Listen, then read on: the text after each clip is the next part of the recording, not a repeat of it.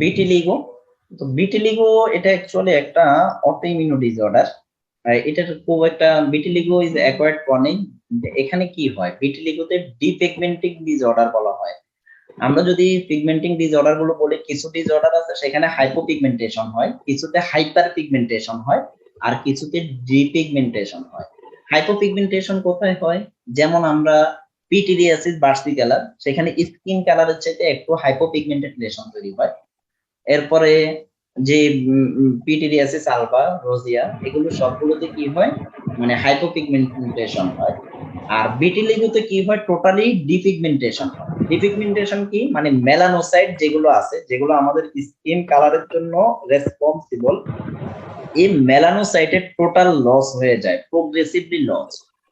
তো কি বলা হয়েছে, যে এটা একটা depigmenting disorder of the skin in which pigment producing cell, যে মেলানোসাইট গুলো আছে যেগুলো স্কিনের কালারের জন্য রেসপন্সিবল, স্কিন, হেয়ার, আইস, এগুলো আস্তে আস্তে লস হয়ে যায়। এরপরে কি হয়ে যায়, সেখানে milky white patch of skin, মানে লিউকোডার্মা বলা হয়, একটা মিল্কি হোয়াইট প্যাচ দেখা যায়, and can be cosmetically very disabling, particularly in people with dark skin. যাদের ডার্ক স্কিন তাদের ক্ষেত্রে ভিটিলিগোর পরিমাণটা একটু বেশি হয়। তাহলে এটা বলা হচ্ছে এটা অটোইমিউনো ডিস্ট্রাকশন অফ মেলানোসাইট। তো যেহেতু এটা অটোইমিউনো যে ডিসঅর্ডার গুলো থাকে, এগুলোর অ্যাকচুয়ালি ট্রিটমেন্ট খুব একটা ভালো ফলাফল পাওয়া যায় না। লং টার্ম কন্ডিশন, এটা একটা vitiligo is a long term condition where pale white patch develop on skin. It's caused by the lack of melanin. melanin কমে যায়, কোথায় কোথায় বেশি হয়, face, neck, hand and skin case যেগুলো আছে সেই জায়গাতে বেশি হয়। সান এক্সপোজড এরিয়াতে মানে ভিটিলিগো খুব আর্লি দেখা দেয়। সেই জন্য যখন ভিটিলিগো হবে কোনো জায়গার মধ্যে, সেখানে আবার যখন এটা সান এক্সপোজ হয় সেখানে ইরিটেশন হয়, আবার মাঝে মধ্যে ইচিং হতে পারে। সেই জন্য সেই জায়গার মধ্যে ভিটিলিগো দেখলে মানে সান স্ক্রিন বা সানব্লক ব্যবহার করা হয়। সিমটমস কি, সিমটমস হচ্ছে এখানে এটা হচ্ছে স্টার্ট একটা হোয়াইট প্যাচ, পেল প্যাচ অর হোয়াইট প্যাচ একটু শুরু হবে। এটা কমপ্লিটলি মানে প্রথমে একটু পেল প্যাচ শুরু হবে, এটা আস্তে আস্তে গ্র্যাজুয়ালি টার্নস কমপ্লিটলি হোয়াইট। এরপরে centre of A patch may be white. এটা ভিটিলিগো নরমালি ভিটিলিগোর সাথে অন্যান্য যেগুলো আছে যেমন পিটিরিয়াসিস ভার্সিকালার, ওইগুলো হাইপোপিগমেন্টেশন হয়, কিন্তু স্কিন কালারটা টোটাল লস হয়ে যায় না। ভিটিলিগো দেখলে বোঝা যাবে যে এখানে টোটালি মানে আশেপাশের সাথে কোনো মিল নাই, মানে স্কিনের যে নরমাল কালার ওটা থেকে কমপ্লিটলি একটা আলাদা একটা কালার, ডার্ক হোয়াইট কালার একটা তৈরি করে। আর মাঝে মধ্যে মাঝখানে ড্রাইনেস থাকে, খুব একটা ডিসকমফোর্ট থাকে না, এসিমটোমেটিক থাকে পেশেন্ট।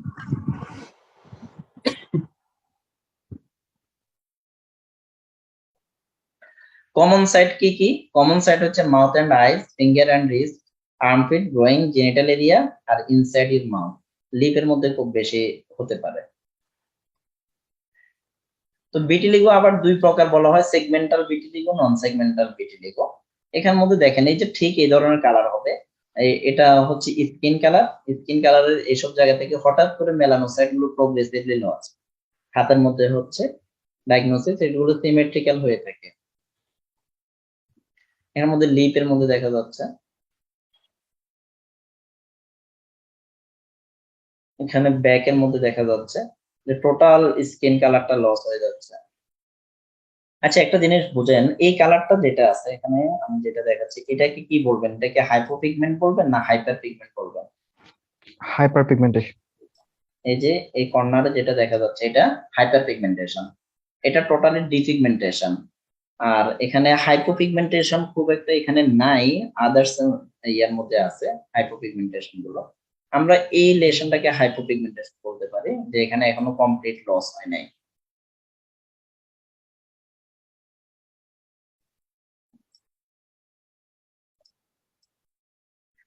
টাইপস অফ ভিটিলিগো দুই প্রকার, নন সেগমেন্টাল আর হলো সেগমেন্টাল। নন সেগমেন্টাল কখন বলবো আমরা, মানে দুই পাশের মধ্যে হবে এবং সিমেট্রিক্যাল হোয়াইট প্যাচ দেখা যাবে, তখন আমরা এটাকে বলা হবো, তখন এটাকে নন সেগমেন্টাল, মানে এক্সট্রা কোনো সেগমেন্টের না, পুরাটাতে মধ্যে পুরা বডিতে যে কোনো জায়গায় আছে বাইল্যাটারালি হলে তখন সেটাকে নন সেগমেন্টাল বলা হয়। আর যদি ইউনিল্যাটারাল হয় বা একটা পাশে হয় তখন সেটাকে সেগমেন্টাল বলা হয়। আর ভিটিলিগোর সবচাইতে কমন যে টাইপটা আছে সেটা হচ্ছে নন সেগমেন্টাল ভিটিলিগো, যেটা নন সেগমেন্টাল ভিটিলিগো 2 হাতে ইনভলভ হয়েছে। এটা হচ্ছে সেগমেন্টাল ভিটিলিগো, যে এখানের মধ্যে জাস্ট ফেসটা ইনভলভ হয়েছে, তাও এক পাশে ইনভলভ হয়েছে।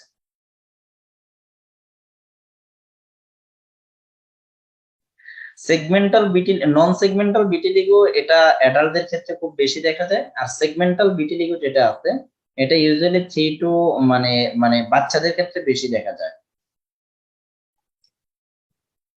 ভিটিলিগোর অ্যাকচুয়ালি কারণ কি? তো ভিটিলিগোতে মেলানিন লস হয়ে যায় সেটা আমরা জানি, এটার খুব একটা কারণ জানা যায় না। হ্যাঁ, সান এক্সপোজড অর আদার্স এগুলোকে বলা হয় মানে ইউভি রে, এগুলোকে ট্রিগারিং ফ্যাক্টর বলা হয়, কিন্তু মেইনলি এটা একটা অটো ইমিউন কন্ডিশন। জেনেটিক ফ্যাক্টরকে 80% দায়ী মনে করা হয় ভিটিলিগোর জন্য, যেটা জেনেটিক ফ্যাক্টর, আর এনভায়রনমেন্টাল ফ্যাক্টর জাস্ট 20%। তার মানে এটা অটোইমিউন ডিসঅর্ডার, এটা একটা জেনেটিক ইনহেরিটেডও হতে পারে, 80% ক্ষেত্রে জেনেটিক ফ্যাক্টর গুলো দায়ী।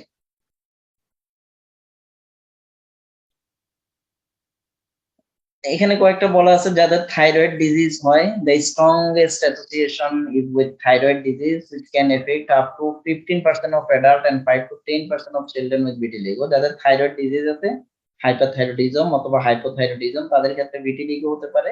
যাদের আদার্স অটোইমিউন ডিসঅর্ডার আছে, যেমন রিউমাটয়েড আর্থ্রাইটিস আছে, যাদের ইনসুলিন ডিপেন্ডেন্ট ডায়াবেটিস মেলাইটাস যাদের ক্ষেত্রে আছে, যেমন অ্যাডাল্টদের ক্ষেত্রে, যাদের পার্নেসিয়াস এনিমিয়া অর ভিটামিন বি12 ডেফিসিয়েন্সি আছে, এডিশন ডিজিজ, সিস্টেমিক লোপাস ইরিথেমাটাস যাদের আছে, অ্যালোপেশিয়া এরিয়াটা যাদের আছে, তাদের ক্ষেত্রে ভিটিলিগো ডেভেলপ করতে পারে। আর আদার্স অমেন্টো ডার্মাটোলজিক্যাল কন্ডিশন, মানে ডার্মাটোলজির যে অটোইমিউন আদার যে ডিজিজ গুলো আছে, সোরিয়াসিস, লাইকেন স্ক্লেরোসিস, তাদের ক্ষেত্রেও কিন্তু ভিটিলিগো ডেভেলপ করতে পারে। তাহলে খুব সহজে মনে রাখেন যে ভিটিলিগোটা অ্যাকচুয়ালি কেন হয়, এটা unknown etiology, mainly autoimmune disorder. Hyperthyroidism বা আদার্স যেগুলো আছে যাদের অটোইমিউন ডিজিজ আছে, সেগুলো একটু ট্রিগারিং ফ্যাক্টর হিসেবে কাজ করে।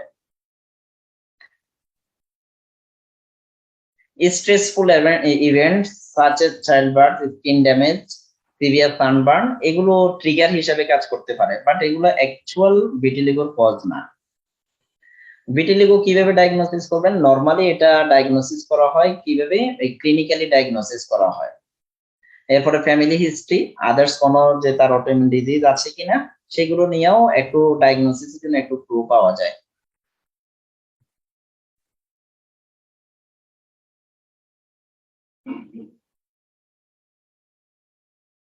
এখানে পেশেন্টকে আপনি কি কি জিজ্ঞেস করবেন, যে তার ফ্যামিলির কারো ক্ষেত্রে ভিটিলিগো আছে কিনা, মানে এরকম বাংলাতে মানুষ শ্বেত রোগ বলা হয়, যে এরকম রোগ আছে কিনা। History of other autoimmune condition in family, history of injury, the affected area of skin, যে জায়গার মধ্যে ভিটিলিগো হয়েছে সেটাতে কোনো কাট ইনজুরি হয়েছে কিনা, অথবা সেখানে কোনো সানবার্ন হয়েছে কিনা, কোনো ইউভি রে পড়ছে কিনা, এই হিস্ট্রি গুলো আপনি নিতে পারেন।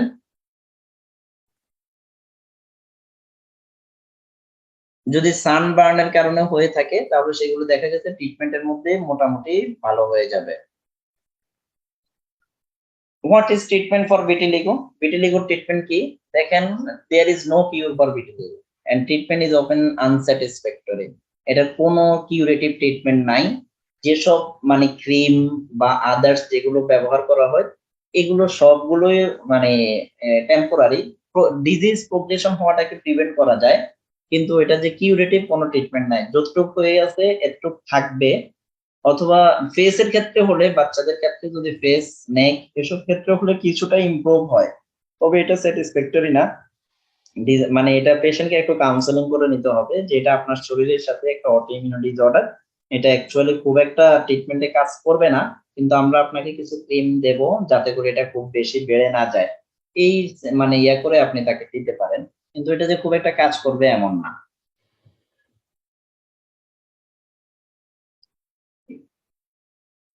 ফেস এন্ড ট্রাঙ্কের মধ্যে ট্রিটমেন্ট করলে সেটা কিছুটা সাকসেসফুল হয়, কিন্তু পরবর্তীতে তাও আবার দেখা দিতে পারে। তাহলে ট্রিটমেন্ট কি? এখানের মধ্যে টপিক্যাল ট্রিটমেন্ট আছে। টপিক্যাল ট্রিটমেন্টের মধ্যে হচ্ছে টপিক্যাল কর্টিকোস্টেরয়েড, তো topical corticosteroid can be used on the trunk and limb for up to 3 month. 3 মাস পর্যন্ত আপনি স্টেরয়েড টপিক্যাল স্টেরয়েড দিতে পারেন। টপিক্যাল স্টেরয়েড 3 মাসের জন্য আমরা জানি, 3 মাসের জন্য যদি আমরা লং টার্ম যদি কোনো স্টেরয়েড দেই তাহলে সেই ক্ষেত্রে আমাদেরকে দিতে হবে মানে একটা মাইল্ড পোটেন্ট অথবা মডারেট পোটেন্ট। যেগুলো হাইলি পোটেন্ট যেমন ক্লোবেটাসল, ডার্মাসল, ওইগুলো কিন্তু 3 মাস দেওয়া যাবে না, ওইগুলো ম্যাক্সিমাম 3 উইকস 4 উইকস দেওয়া হয়। তাহলে একটা মাইল্ড অর মডারেট বেটামেথাসন দেওয়া যেতে পারে, এটা 3 মান্থের জন্য।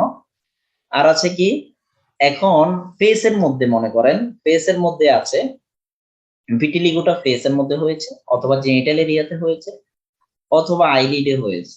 এখন এইসব জায়গার মধ্যে কি লং টার্ম স্টেরয়েড দেওয়া যাবে? যাবে না।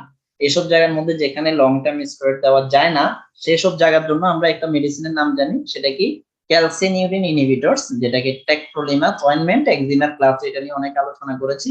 আমরা টেক্টোলিমাস অয়েনমেন্ট দেব যদি কর্টিক স্টেরয়েড দেওয়া না যায়, যেমন ফেসের মধ্যে দিচ্ছি, তাহলে সেক্ষেত্রে টেক্টোলিমাস এটা রেমাস ক্রিম নামে পাওয়া যায়, রেমাস। তো রেমাস আমরা 3 মাস দিলাম অথবা স্টেরয়েড আমি 3 মাস দিলাম, দেওয়ার পরে কোনো ইমপ্রুভ হলো না, তখন রেমাসের সাথে আমরা topical vitamin D derivatives, vitamin D derivatives যেগুলো আছে টপিক্যাল যেগুলো আছে এগুলো মানে মেলানোসাইট প্রোডিউসে একটু হেল্প করে। সেজন্য যেহেতু মেলানোসাইট গুলো লস হয়ে গেছে, টপিক্যাল ভিটামিন ডি ডেরিভেটিভসটা দেব। এটা হচ্ছে আমাদের মানে টেক্টোলিমাস অর কর্টিকোস্টেরয়েডে যদি কাজ না করে তখন আমরা ফার্স্ট লাইন ট্রিটমেন্ট হলো কর্টিকোস্টেরয়েড। তো কর্টিকোস্টেরয়েড যদি দেওয়া না যায় যেমন ফেসের মধ্যে, তখন সেক্ষেত্রে আমরা টেক্টোলিমাস দেব। তবে এই ক্ষেত্রে একটা বিষয় করা যায় যে কর্টিকোস্টেরয়েডটা আমরা দেব জাস্ট ট্রাঙ্ক, লিম্ব ওইসব জায়গাতে, আর ফেস এর মধ্যে আমরা টেক্টোলিমাসটা দেব। কারণ কর্টিকোস্টেরয়েড যদি ফেসের মধ্যে দেওয়া হয় তাহলে সেখানে মানে কি হতে পারে, স্কিন অ্যাট্রফি হতে পারে, সেজন্য ফেসকে অ্যাভয়েড করব। টেক্টোলিমাস 3 মাসের মধ্যে যদি ইমপ্রুভ হয় তাহলে এটা আরো 3 মাস চালানো যাবে। যদি টেক্টোলিমাসের কাজ না হয় তখন আমরা টেক্টোলিমাসের পরে টপিক্যাল ভিটামিন ডি ডেরিভেটিভসটা দেব। টপিক্যাল ভিটামিন ডি ডেরিভেটিভস দেওয়ার পরে এই যেমন এমন জায়গার মধ্যে যদি হয়ে থাকে সেখানে আমরা সেগমেন্টাল ভিটিলিগো, এখানের মধ্যে আমরা রেমাস ক্রিমটা দেব, রেমাস ক্রিম, রেমাস 3 মাসের জন্য দেব। তাহলে RX for vitiligo cream Remas 1% apply locally PD for 3 months. If site of lesion in sensitive organ like face, eyelid, genital area, or cream halobate apply locally when vitiligo will be other side in the face, eyelid, genital area.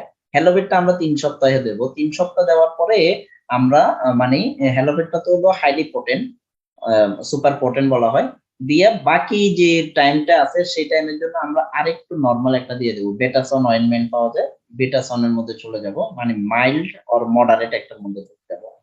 Avoid scratching and sun exposure if not control by topical steroid. যদি topical স্টেরয়েডে control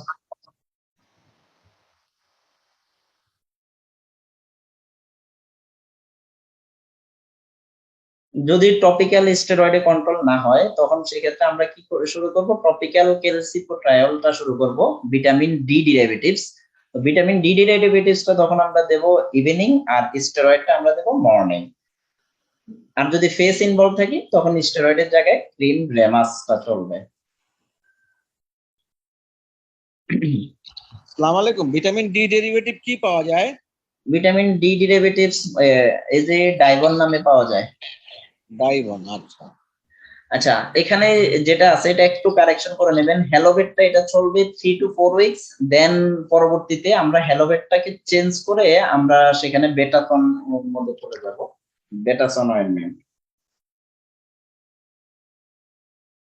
আর যদি অন্য বডির যদি হাতে পায়ে হয় সেক্ষেত্রে হ্যালোভেটও যেমন যদি পামার সারফেস হয়, এমনি নরমালি হ্যালোভেট তো মোস্ট পোটেন্ট, সেক্ষেত্রে 3 to 4 উইকস এর পরে একটা মডারেটে চলে যাওয়া ভালো। আর যদি আমরা নরমালি যতটুকু আছে একবার করে লাগাই তাহলে কিন্তু 12 উইকও দেওয়া যাবে, খুব একটা সমস্যা হবে না।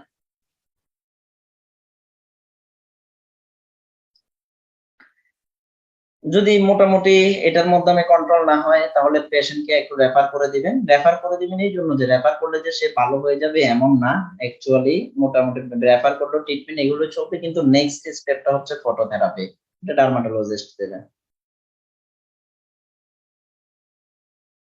তাহলে কাউন্সেলিংটা খুবই ইম্পর্টেন্ট ভিটিলিগোর পেশেন্টের ক্ষেত্রে কাউন্সেলিংটা খুব ইম্পর্টেন্ট। ভাইয়া এখানে সান এক্সপোজার অ্যাভয়েড করতে বলা হয়েছে, কিন্তু কিছু কিছু প্রেসক্রিপশনে পেয়েছি যে সপ্তাহে 2 দিন বা 1 দিন বলেছে 10 মিনিট করে রোদ লাগানোর জন্য।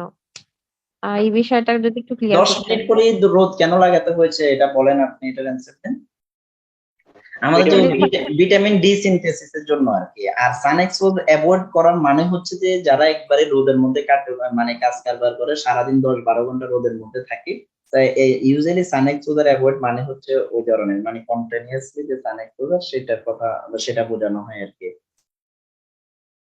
Thank you. হ্যাঁ, এই ক্ষেত্রে কি যে সিস্টেমিক ভিটামিন ডি এর কোনো কি রোল আছে? না না, সিস্টেমিক ভিটামিন ডি এর কোনো রোল নেই। হ্যাঁ, ভিটিলেন লোশন একটা ইউজ করতে দেখছি স্যারদের, মানে ভিটিলেন লোশনের কোনো রোল আছে? ভিটিলেন জি জি, জেনেরিক নেম বলেন। এটা হচ্ছে মিথক্স স্যালেন। হ্যাঁ ওইটা আছে, ওইগুলো মোটামুটি দাম বেশি তো, পেশেন্টে একটা 10 গ্রামের দামে হচ্ছে মনে হয় 400 টাকার মতো, দেওয়া জি। যেতে পারে, কিন্তু ওটা দিলেও যে খুব একটা ভালো হবে এমন না আর কি। এটা কি ভিটামিন ডি এর অল্টারনেটিভ না এটা ট্রিটমেন্ট প্রটোকলের একটা অংশ? ট্রিটমেন্ট প্রোটোকলের একটা অংশ। এটা যে ইয়েটা আছে না, যে ইউভি রেটা আছে, ইউভি রে গুলোকে একটু মোটামুটি ইয়ে করে দেয় আর কি। আর এটা দেওয়ার নিয়মটা কেউ দেখি যে সপ্তাহে একবার বলে, কেউ বলে যে একদিন পর পর লাগায়া 2